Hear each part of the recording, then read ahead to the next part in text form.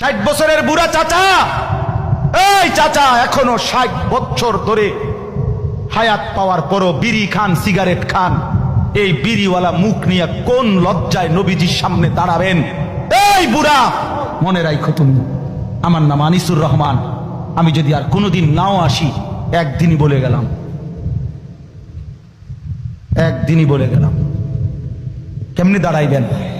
60 বছর বয়সেও বিড়ি খানা ছাড়লেন না, বুড়া হইয়া বাঁকা হইয়া গেলেন, শরীরের গিরাগাড়ি জোরাজারি সব ছেড়ে দিছে। অন টেলিভিশন চান, এখনো চা দোকানে বইয়া বেড়ি চান।